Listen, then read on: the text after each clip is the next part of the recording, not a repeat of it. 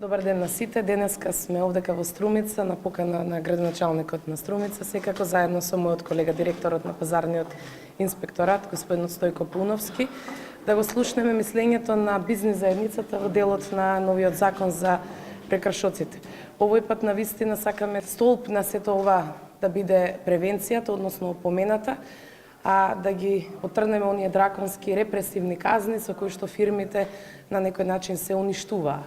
Нашата цел не е да ја намалиме дисциплината на даночните обврзници и генерално на фирмите и на физичките лица, туку едноставно да го дадеме оптималното решение со кое што казните пред се ќе представуваат основа за едно успешно работење.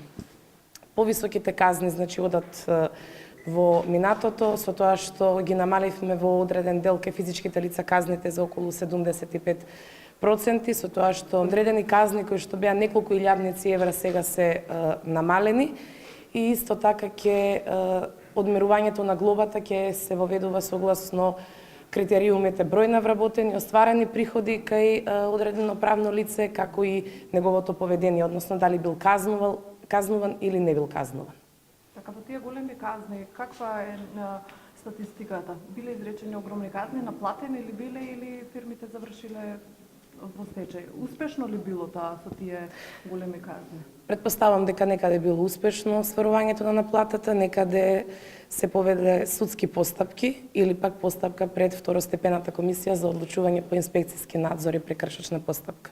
Некаде секако дека одредени фирми не можејќи да го издржат тој голем притисок од високите глоби, во тој случај се отишле во стечај или се затвориле фирмите или отишле во ликвидација и така натаму. Така.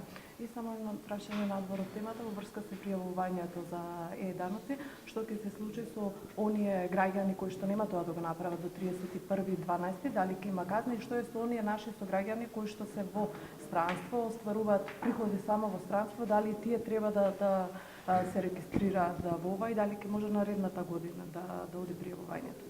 Законскиот рок за кој што треба да се регистрираат сите физички лица во нашата држава истекува на крајот на овој месец, односно на 31.12. До сега имаме околу 500.000 физички лица кои што се регистрирани. Казни кажавме дека нема во делот ако не се регистрирани, меѓутоа ќе постои казна за даночно затајување доколку некој има приходи дополнителни, а истото тоа физичко лице не се регистрирало во системот.